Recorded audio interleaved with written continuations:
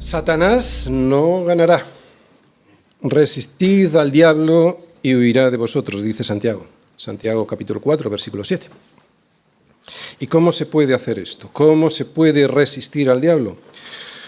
Pues poniéndonos una armadura, esa armadura de guerra que Dios nos ha dado para poder estar firmes, atentos, vigilantes, para no caer en la defensa de nuestro territorio, ese territorio de libertad que Dios nos entregó en Cristo Jesús. Firmes, porque si no vives firme sobre el territorio que Dios te dio, entonces el diablo primero te engañará con el error doctrinal. Te engañará para sacarte de esa tierra que Dios te dio. Y para que no te engañe necesitas el cinto de la verdad que es Cristo. El error, esa es su mejor arma. Si él consigue que creas en la mentira, el resto de las defensas que coloques sobre ese cinturón de esa mentira no te valdrán para la batalla. Segundo, si no lo consigue con el error, intentará clavarte un puñal en el corazón, haciéndote creer que no eres salvo, que estás muy lejos de serlo porque tus obras son insuficientes. Y para que eso no ocurra, necesitas colocarte la coraza de la justicia, que es la justicia de Cristo mismo protegiéndote. Justicia de Cristo ganada por Él para ti en la cruz del Calvario. Es así como puedes proteger tu corazón. Tercero, si aún así no lo logra, te pondrá piedras, palos o esquirlas por el camino para que te desanimes y no pelees cuando andes por ese camino, o para herirte en esos pies y que te quedes en el campamento y no en el campo de batalla. Por eso, y para evitarlo, deberás estar siempre calzado. Pero no calzado con cualquier tipo de calzado, sino con el calzado de la paz que da el Evangelio. Es un calzado que lleva el apresto, la preparación necesaria para poder pasear, andar, luchar por cualquier camino en el que hay dificultades y poder vencerlas. Ya no necesitas pelear contra Dios, ya tienes la paz con Dios. Cuarto, además, tú y toda la Iglesia podemos levantar los escudos de la fe para defendernos contra los ataques de Satanás. ¿Cómo? Pues orando unos por otros y exhortándonos sobre el poder que tiene el Evangelio para salvación a todo aquel que cree. Es el Evangelio el que tiene el poder de la salvación, diciéndole a tu hermano que fue Cristo quien nos salvó y no nosotros a nosotros mismos. Así, los dardos de fuego del maligno que nos acusarán por no tener a veces la seguridad en la salvación, porque a veces nos vienen pensamientos pecaminosos o no podemos hacer las cosas bien o no hacemos nada por nuestra salvación, eso es lo que nos dicen esos dardos de fuego, entonces no podrán quemarnos si levantamos ese escudo. Con ese escudo de la fe, estos dardos jamás podrán hacernos el más mínimo daño, porque la salvación no se trata de nosotros, solo Cristo salva. Y quinto, también todos en la Iglesia necesitamos soldados con el yelmo de la salvación bien colocado. Es un casco que nos procura la certeza de la salvación que tenemos en Cristo Jesús. En ese caso, si lo tenemos bien colocado, aunque el enemigo nos lance dardos contra la mente, ¿no?, nos engañe diciendo que vamos a perder la salvación porque no llegamos a la altura del Señor, si tenemos bien colocado este casco, podemos seguir peleando sin riesgo.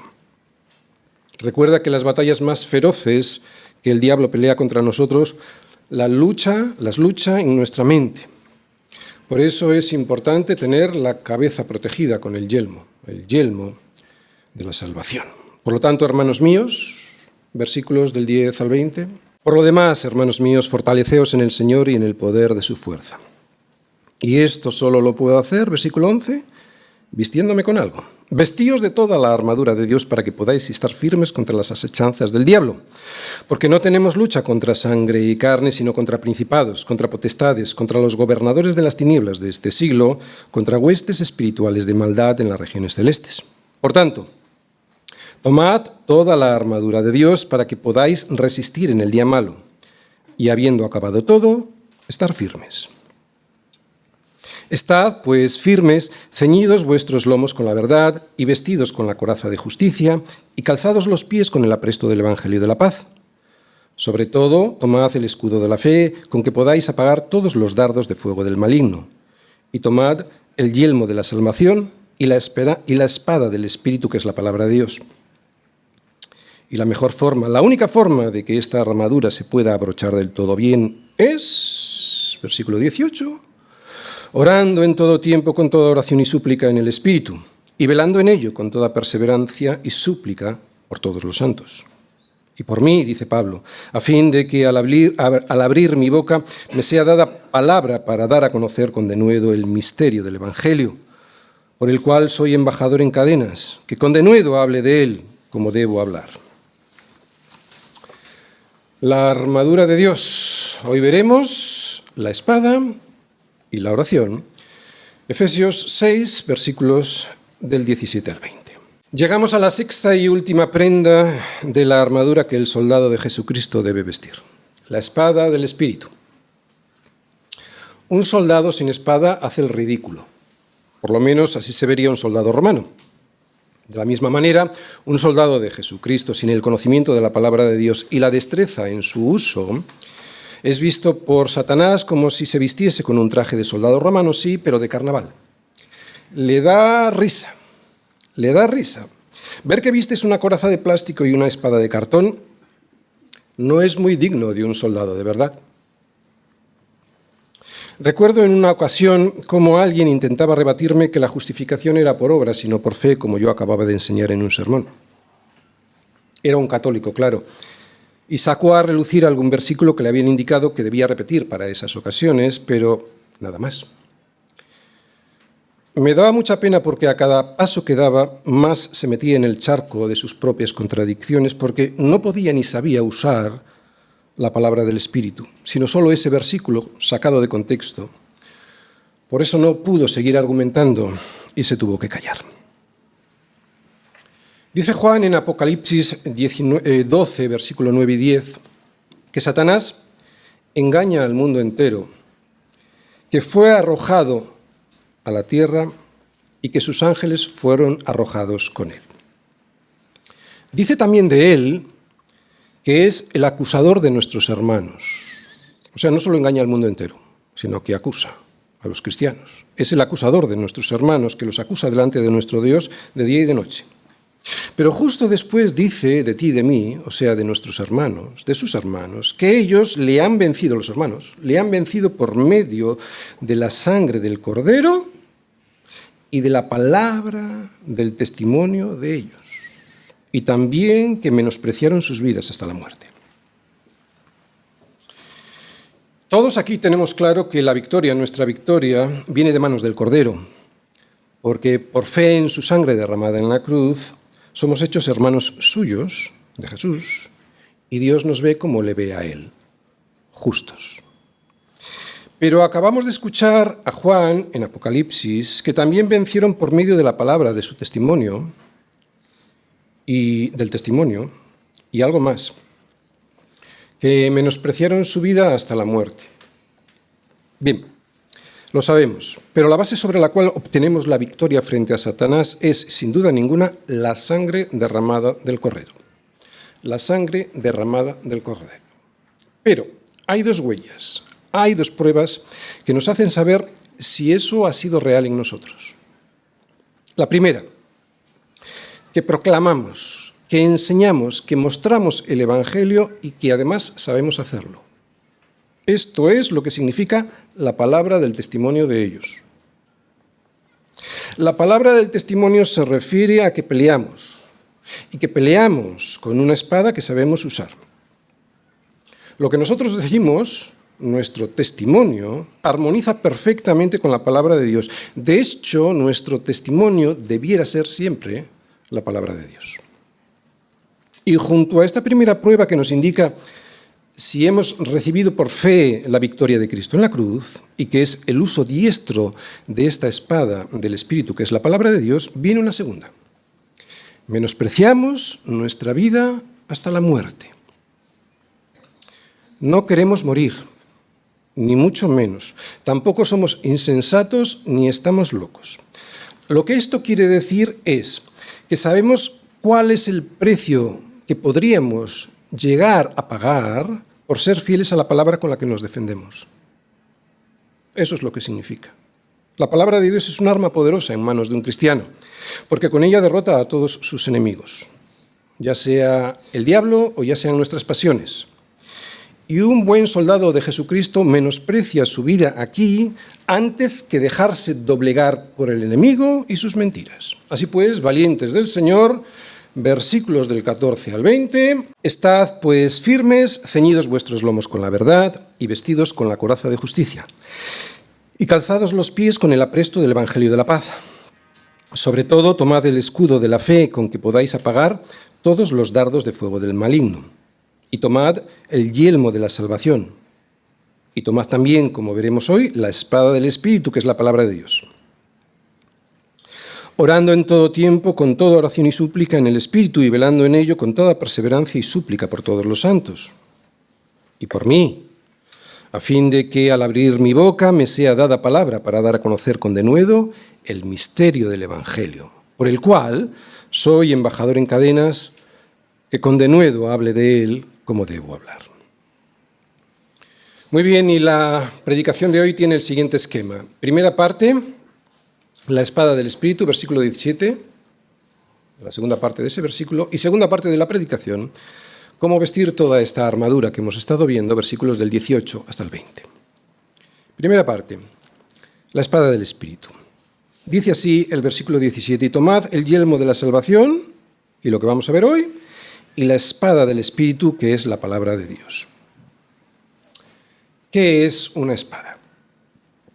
Bueno, como ya hemos dicho, llegamos a la sexta y última prenda de la armadura que el soldado de Jesucristo debe vestir. La espada del Espíritu. Explicar qué es una espada y cómo se maneja no es algo muy difícil de hacer. ¿Qué es una espada? Hasta los niños más pequeños lo saben, y cómo se maneja también. Así que no gastaremos mucho tiempo en eso. Lo que sí diremos es que los soldados romanos podían usar dos tipos de espadas. Una larga y pesada y otra más corta y manejable en el cuerpo a cuerpo. Es esta segunda de la que Pablo habla. La palabra en griego que Pablo usa aquí para explicar esta pieza de la armadura es la de una espada pequeña. Bien. La espada se utiliza para defenderse, pero también para atacar.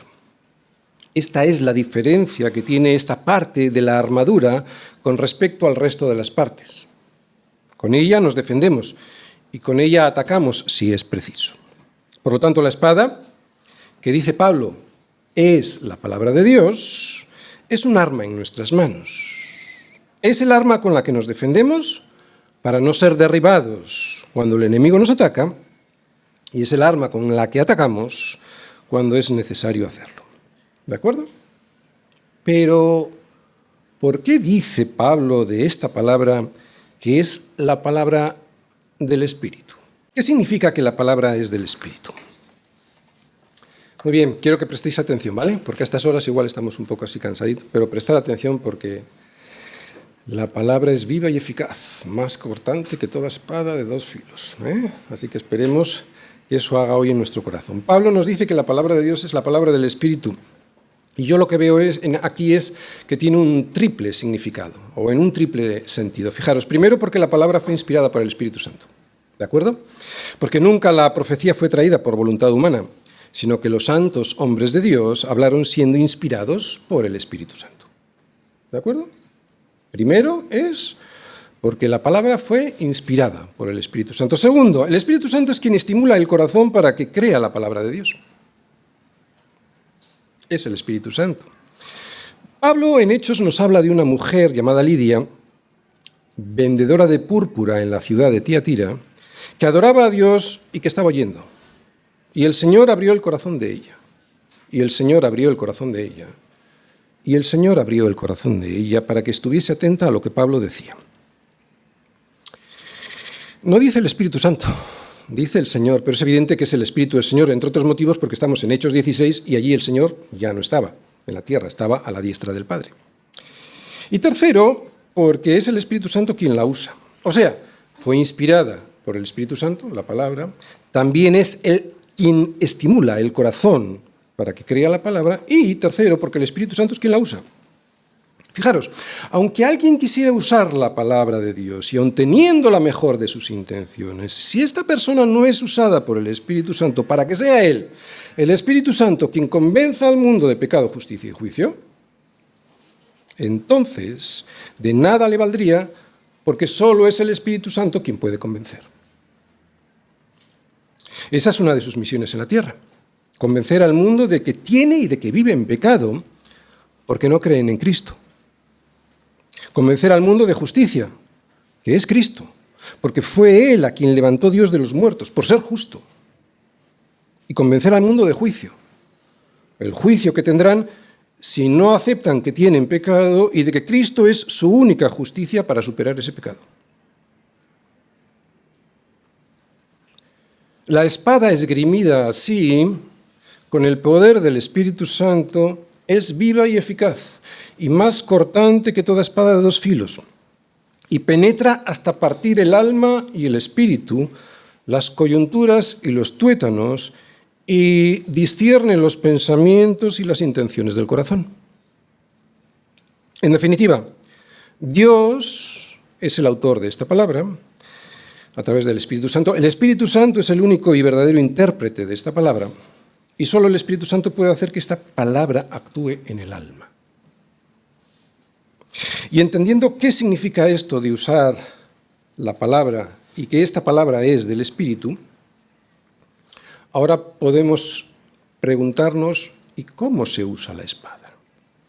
¿Cómo usar esta espada? Bueno, pues yo creo que nada mejor que ver a Jesús usándola en las tentaciones del desierto, ¿vale? Vamos todos, pues, a Mateo 4, versículos del 1 al 11. Dice así: entonces Jesús fue llevado por el Espíritu al desierto para ser tentado por el diablo.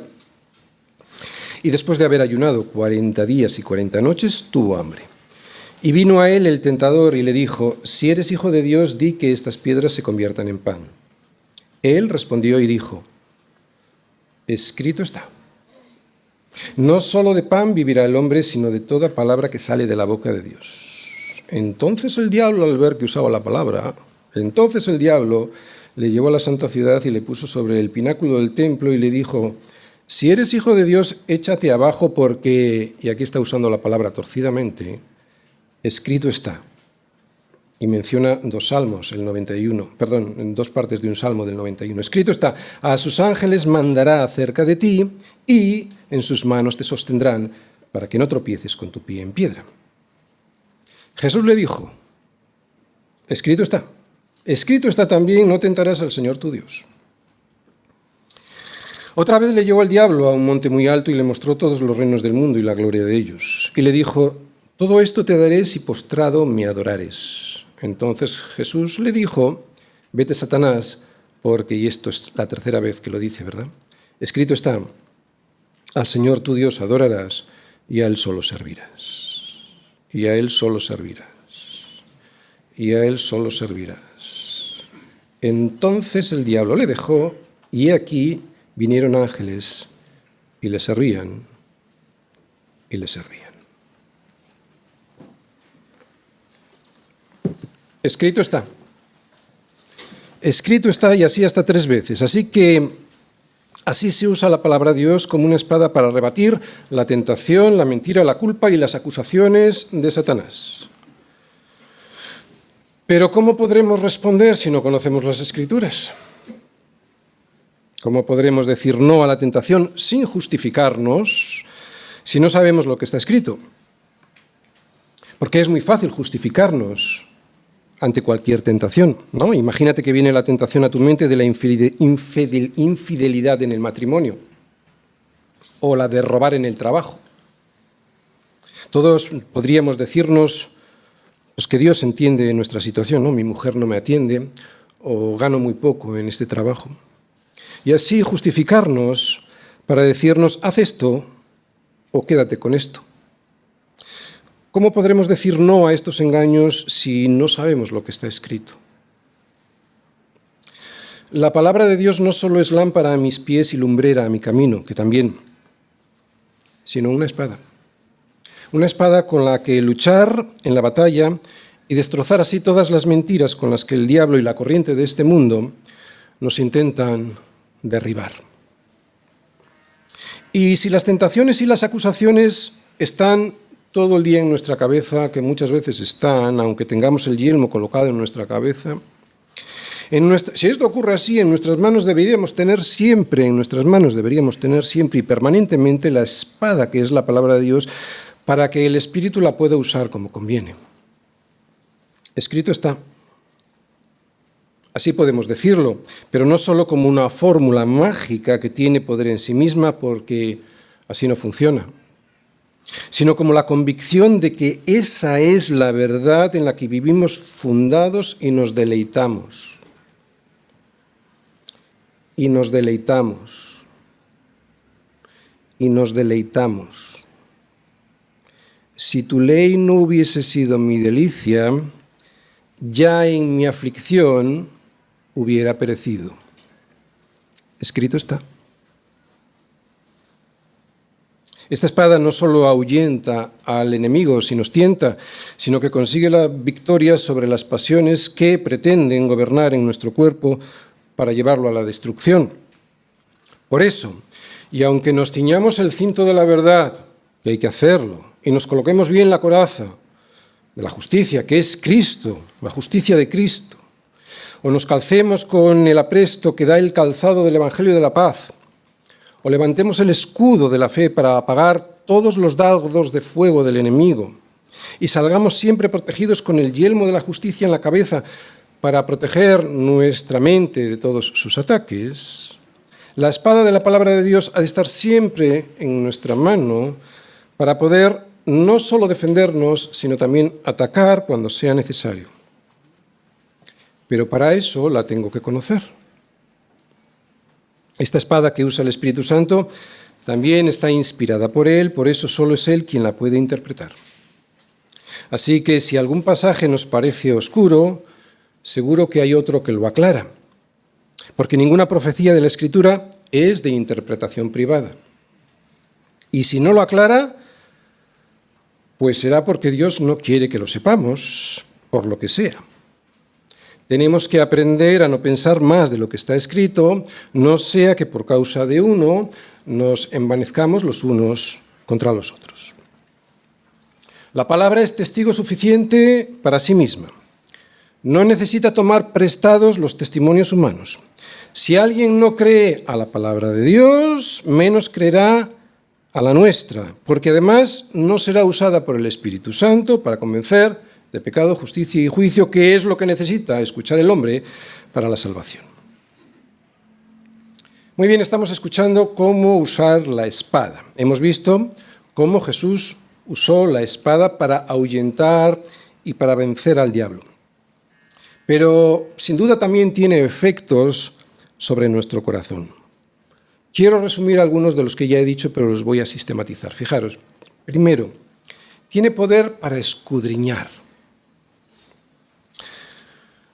Seguro que lo recordáis. Al igual que Jesús entró, estando las puertas cerradas en el lugar donde los discípulos estaban reunidos por miedo de los judíos, vino Jesús y puesto en pie, en medio, les dijo: paz a vosotros. No le abrieron la puerta. Pasó. Así es la palabra. Entra sin preguntar donde nadie puede entrar porque está cerrado. 2 puntos. El corazón. Está cerrado a todos, menos a Dios. Por eso este poder de escudriñar nuestro corazón que tiene esta espada, que es la palabra, es una prueba irrefutable de que proviene de Él, de Dios y de nadie más. Para mí es la prueba definitiva, prueba de que las Escrituras están inspiradas por Dios mismo. La palabra de Dios conoce nuestros secretos, esos que nosotros mismos nos escondemos, y nos los revela. Por eso cuando la lees o cuando un pastor predica un sermón exponiendo la palabra tal y como es ella, puedes ver lo que antes estaba escondido en tu corazón porque te lo habías escondido a ti mismo. Yo, el Señor, soy el que escudriño, dice Jeremías. Yo, el Señor, soy el que escudriño la mente y el que pruebo el corazón. Jeremías 17, versículo 10. Pero también nos descubre lo que no sabemos, porque Dios sabe más sobre nosotros que nosotros mismos. ¿Cuántas veces al leer la palabra o al escuchar un sermón encontramos algo que nuestra conciencia no había descubierto? ¿Verdad? En ocasiones me he encontrado con personas que estaban muy convencidas de ciertas cosas y de repente, cuando yo les expongo la palabra, de repente, no es que estuvieran escondiendo algún pecado, sino que lo desconocían y se dan cuenta de que eso no es así. ¿Con qué limpiará el joven su camino? Con guardar su palabra. Muy bien, tiene el poder para escudriñar y tiene el poder para convencer. A nuestra conciencia no puede entrar nadie salvo Dios. Nadie. La espada del Espíritu, cuando entra en la conciencia, una de las cosas más importantes que hace es convencernos de pecado. Y si convence de pecado a la conciencia, que es la torre más inexpugnable que tenemos en nuestro corazón, es porque la palabra es más fuerte que nosotros. Otro argumento de su inspiración divina. Por eso esta palabra pudo convencer a Félix, al gobernador Félix, cuando Pablo le predicó. Es cierto que luego se olvidó, pero al disertar Pablo acerca de la justicia, del dominio propio y del juicio venidero, de la justicia, del dominio propio, o sea, el pecado, ¿no? Tenemos dominio propio, pecado, y del juicio venidero, Félix se espantó. Luego le dijo, ahora vete y cuando tenga oportunidad te llamaré, pero la espada llegó hasta su conciencia y se espantó. Félix tenía que juzgar a Pablo, pero al escuchar sobre el pecado, la justicia y el juicio que él tendría que someterse ante Dios, resulta que se espantó. Es cierto que no hizo caso de su propio espanto, pero la labor de la espada de convencer se cumplió. Así que lo que estamos viendo es que la espada del Espíritu tiene el poder de escudriñar y el poder de convencer y tiene el poder de consolar. El consuelo solo viene por el perdón y solo puede consolar aquel que puede perdonar, nadie más. Por eso, y como los pecados solo los puede perdonar Dios, el verdadero consuelo solo puede venir al alma si le llega el perdón de Dios. Conozco, y seguramente que conoceré, pero personas muy cercanas, insensatas, que están afligidas a causa de su rebelión y de sus maldades. Solo el consuelo podrá venir del perdón de Dios que viene en la palabra. Fueron afligidos los insensatos a causa del camino de su rebelión y a causa de sus maldades. Pero, y esto es lo que cambia todo, ¿no? Los peros de Dios. Pero clamaron al Señor en su angustia y envió su palabra y los sanó. La palabra no solo nos muestra nuestro pecado, también tiene el poder de consolar al pecador que clama arrepentido. Ella es mi consuelo en mi aflicción, porque tu dicho, la palabra, tu dicho me ha vivificado, dice el Salmo 119, versículo 50. Muy bien, poder de escudriñar, poder de convencer y poder de consolar, y además tiene el poder para convertir. La regeneración que produce la palabra es un milagro, no es una simple transformación, es regeneración, o sea, rehacer de nuevo a una persona, eso es lo que hace la palabra de Dios, hacerla ex novo. ¿Cómo puede ser que algo tan poco atractivo para el corazón humano como es la palabra de Dios y sus consejos pueda convertir al alma haciéndola nacer de nuevo? ¿Cómo puede ser que alguien que escucha la palabra de Dios y se humilla ante ella cambie tanto que ya no vuelva a ser la misma persona? Bueno, pues porque esta espada viene de Dios y no del hombre.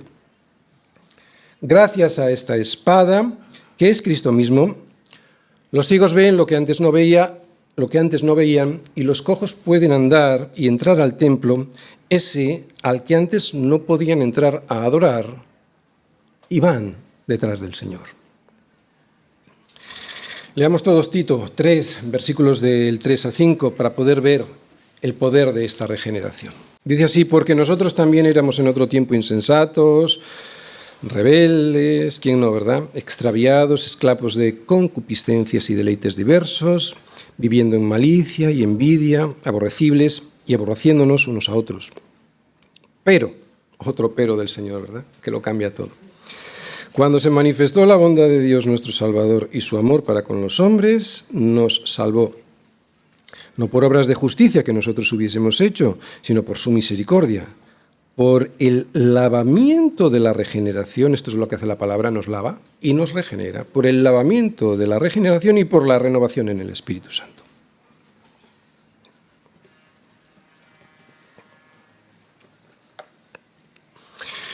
Dios nos ha dado una espada con la que poder defendernos de nuestros enemigos, ¿no? Así pues, debemos ser agradecidos a Dios por la misericordia de poder disponer de ella y además con libertad. ¿Sí? Amén. Muy bien, y aunque la oración que ahora vamos a ver no es en sí parte de la armadura, sí que nos enseña cómo debemos vestirla. Así que vamos a ver la segunda parte de la predicación. Cómo vestir toda la armadura. Leemos. Vamos a leer el versículo 13 para continuar en el 18. Dice así: por tanto, dice Pablo en el versículo 13, tomad toda la armadura de Dios. ¿Y cómo podemos vestirnos con toda la armadura de Dios? Versículo 18, orando en todo tiempo con toda oración y súplica en el Espíritu y velando en ello con toda perseverancia y súplica por todos los santos. Y por mí, a fin de que al abrir mi boca me sea dada palabra para dar a conocer con denuedo el misterio del Evangelio, por el cual soy embajador en cadenas, que con denuedo hable de él como debo hablar. Así es la manera en la que debemos vivir nuestra vida cristiana, con la armadura de Dios puesta y abrochada con la oración. Por eso la vida de lucha del cristiano ha de ser en oración en todo tiempo. ¿Vale? En todo tiempo. Bien, no debemos pensar en la oración como un momento determinado del día del cual apartamos unos minutos y nos dirigimos al Señor. Sí, es eso, pero también es mucho más que eso. Es orando en todo tiempo. Pero, pastor, ¿cómo puedo orar en todo tiempo? Bueno, la vida cristiana es un estilo de vida en el que estamos en comunión permanente con Dios. Por eso podemos estar orando en todo tiempo. En casa, en el trabajo, en el colegio o en la universidad. Si algo se distingue en la vida de un cristiano es que vive su vida de manera continua en presencia de Dios. No solo en la iglesia y luego hace lo que le da la gana porque piensa que Dios no le ve, no, vive su vida en continua presencia delante del Señor. Esta vida vivida así hace que podamos estar siempre en comunión y en compañerismo con Dios y por lo tanto en oración permanente. Esto no significa olvidarse de los momentos a los que le dedicamos un tiempo específico de oración, ¿no? En nuestra casa, ni tampoco a esos momentos, a esas reuniones de oración con los demás hermanos de la iglesia, no. Pero lo cierto es que si tú y yo tenemos una buena comunión con Dios, una buena comunicación con Dios, lo que estamos haciendo es estar en continua oración con Él. Eso es algo natural en el creyente. Bueno, debiera ser natural. Si esto no es así, malo. Cualquier cosa que te ocurre en la vida, la comentas y la consultas con tu Señor. No solo tienes un tiempo determinado de oración y el resto del tiempo te olvidas de tu relación con el Señor, no, sino que un verdadero hijo de Dios está orando en todo tiempo. Y además lo hace en el Espíritu. ¿Qué significa orar en el Espíritu? Bueno, desde luego no se refiere a hablar en lenguas, a lo que Pablo se refiere es que al orar, para que realmente sea orar, ha de estar el Espíritu Santo presente. De hecho, el Espíritu Santo es quien nos ayuda en nuestra debilidad, pues ¿qué hemos de pedir como conviene? No lo sabemos, pero el Espíritu mismo intercede por nosotros con gemidos indecibles.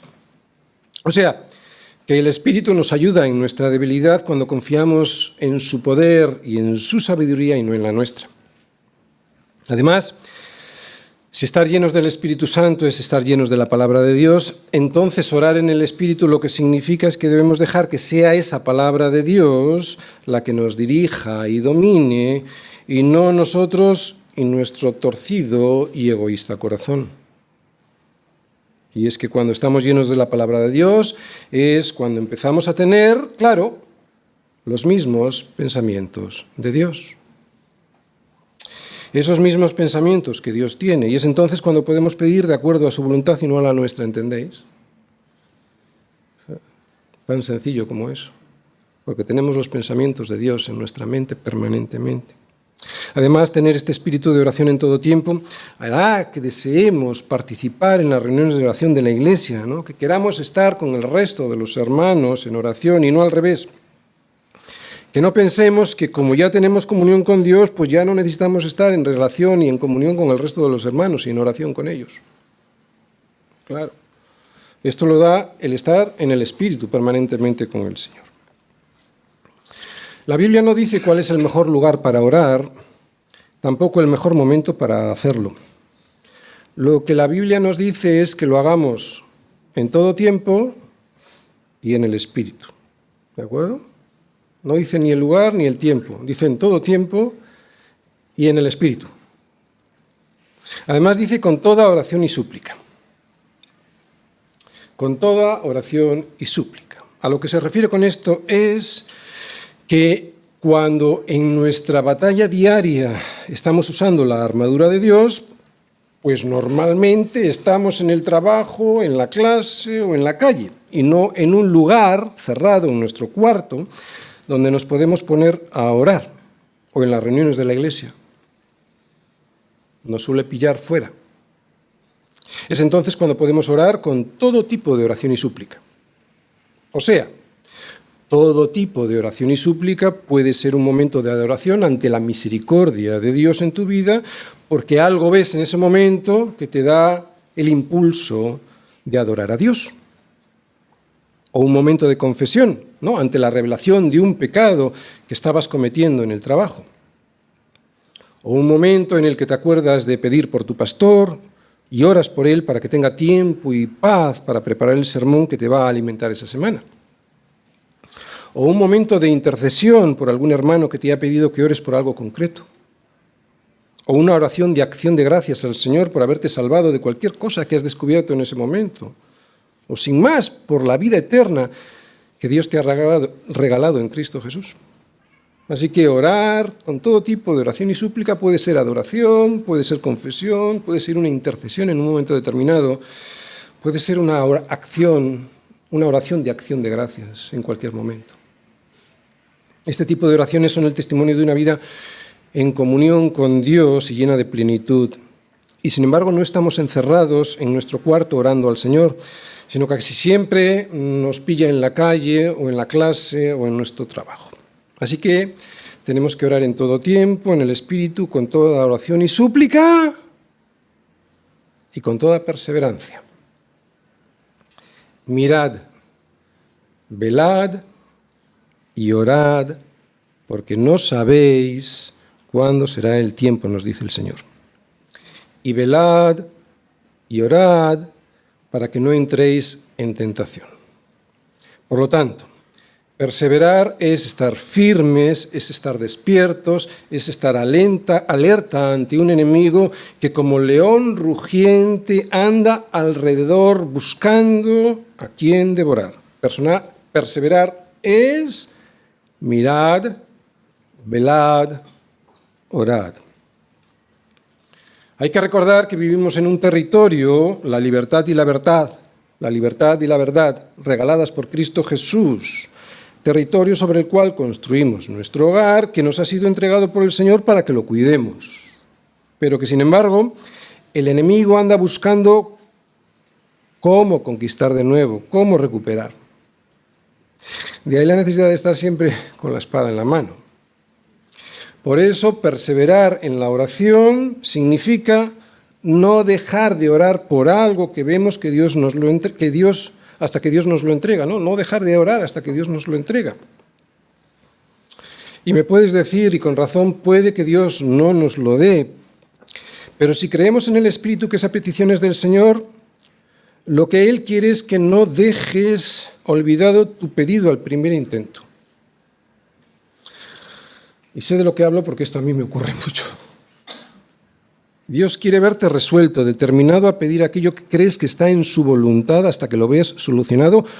O, y esto lo quiero resaltar, ya veas que no era su deseo para ti.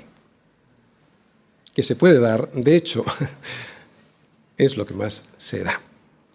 Además, el tiempo de espera en una petición hace que podamos estar más en comunión con el Señor, de manera que podemos llegar a discernir si realmente ese era o no su deseo para nosotros. Debemos, pues, estar orando en todo tiempo, en el Espíritu, con toda oración y súplica, con toda perseverancia y por todos los santos. Lo que esto significa es que los efesios debían orar no solo por ellos y su congregación, sino por todos los miembros de todas las iglesias que ellos conocían. Es normal que oremos por nuestros hermanos, especialmente por los de nuestra iglesia local. Ellos son los soldados que caminan junto a mí en la batalla. Por eso no solo debo orar por mí, debo orar por ellos porque son los soldados que me acompañan. Si ellos caen, yo tendré muchas posibilidades de caer también. Claro. Tengo que levantar mi escudo de la fe junto a todos ellos para poder apagar todos los dardos de fuego del maligno. Estamos en una guerra, todos. Por eso Pablo dice, y también por mí. Y también por mí. Pablo sabía de la importancia de la oración y por eso les pide que también se acuerden de él. Pide para que pueda ser liberado de la prisión.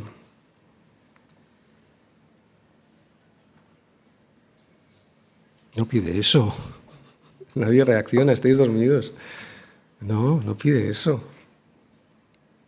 Así que además de los principios generales sobre la oración que acabamos de ver, ¿no? Debemos orar en todo tiempo, debemos orar en el Espíritu, con toda oración y súplica, con toda perseverancia y por todos los santos. Pablo ahora nos enseña a enfocar mejor nuestras oraciones. Pide para que le sea dada palabra y para que le sea dado denuedo. No pide por ser liberado de la prisión. Yo sé que tenéis mucha confianza en mí, pero no tanta, ¿eh? Bueno, ¿sería equivocado que Pablo pidiese por liberación de la prisión? No, claro que no. Pero su preocupación principal no era esa. Su preocupación principal era que el Evangelio fuese predicado. Y no solo eso, sino además predicado con denuedo. Predicado con denuedo en donde estaba él en ese momento. Esa era su preocupación principal. Por eso no pide a los efesios para ser liberado de la prisión desde donde les está escribiendo. Pide otras cosas. Pide dos cosas que, aunque son necesarias para cualquier cristiano, son fundamentales para un pastor o para un evangelista. Para que le sea dada palabra y para que le sea dado de nuevo. Para que le sea dada palabra. Pide que mientras él está en la prisión pueda predicar el evangelio a los que allí puedan visitarle. Y segundo, para que le sea dado denuedo. O sea, pide hablar con valentía, pide hablar con libertad en el habla. Eso es denuedo, libertad en el agua. Pide para que no hubiese un mal testimonio en su vida, de manera que el Evangelio no tuviera dificultades de extenderse. Esto es tener denuedo. No es labia. No es eso. Es tener libertad en el habla. O sea, tener tal testimonio que uno no se calle lo que no se debe callar porque le avergüenza su propia vida. Todo esto nos muestra un hombre que no estaba preocupado por sus problemas, ¿no? Un hombre que dentro de su guerra espiritual se pone una armadura, la armadura de Dios, en la que no vemos que pide por la liberación de la prisión, o por la liberación de deudas, o por la liberación de una enfermedad, como muchos hoy están centrados y obsesionados en pedir. No, lo que vemos es una lucha espiritual muy diferente a la que se ve en algunas iglesias por ahí, en las que siempre piden por lo mismo, torciendo las Escrituras. Aquí vemos una lucha en la que nos tenemos que poner la armadura de Dios para defender la tierra de paz, libertad y verdad que Dios nos ha regalado en Cristo Jesús y que Satanás nos quiere quitar. Lo que vemos es una lucha en la oración. La oración es fundamental, sí, pero no para pedir por liberación de deudas económicas en las que me metí por mi necedad, sino para pedir gracia. No digo que no pidamos por ciertas cosas, ¿de acuerdo? Pero ¿cuál es lo principal? Lo digo porque en muchos sitios te enseñan a pedir solo por ti, o sea, centrados en ti y no en el Evangelio, que es Cristo Jesús, ¿no? ¿Qué es lo que pedía Pablo? Pedía por gracia, y así poder ser un verdadero creyente en donde me toque en ese momento, aunque ese momento me toque estar en una prisión. Oren por mí, dice Pablo. Oren por mí, debemos decir nosotros. Claro. Es una lección de humildad también para todos nosotros. Oren por mí, iglesia, para que pueda ser un creyente de verdad allí donde me toca estar. En mi trabajo, en mi familia, entre mis amigos, en el púlpito, en la cárcel. Oren por mí, dice Pablo. Oren por mí, debemos decir nosotros, para que pueda hablar no solo con palabras bíblicamente correctas, sino que las que hable sean del Espíritu Santo, y así penetren en el corazón de los hombres hasta partir el alma y el espíritu, las coyunturas y los tuétanos. Palabras que disciernan los pensamientos y las intenciones de sus corazones para que el Evangelio se extienda allí, en esos pensamientos y en esos corazones, y les dé la libertad que cree que tienen, pero que no tienen. Al predicador del siglo XIX, que todos conocemos, Spurgeon, le preguntaron una vez cuál era el secreto de su ministerio. Su respuesta fue: mi congregación ora por mí.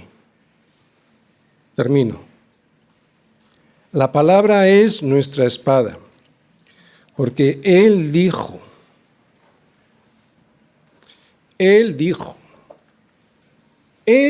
no te desampararé ni te dejaré. Él dijo. Es ahí donde tenemos la fuente de toda nuestra sabiduría y de todo nuestro consuelo. Esa es tu espada. Como está escrito, Él dijo. Todo el mundo está dispuesto a tolerar un cristianismo en el que estamos como de vacaciones, pero no un cristianismo de lucha y de guerra contra Satanás. Y sin embargo estamos en una guerra espiritual en la que el enemigo se centra especialmente en conquistar nuestra mente, para luego agarrar nuestro corazón. Por eso la mejor arma de nuestro enemigo es la mentira, el error doctrinal. Si consigue que centres tu lucha en cuestiones como liberación económica, éxito material, bienestar físico o progreso social, ya te tiene neutralizado, porque ahí no está la lucha. Ahí no está la lucha. Si el diablo te tiene que llevar rico y sano al infierno, lo hará.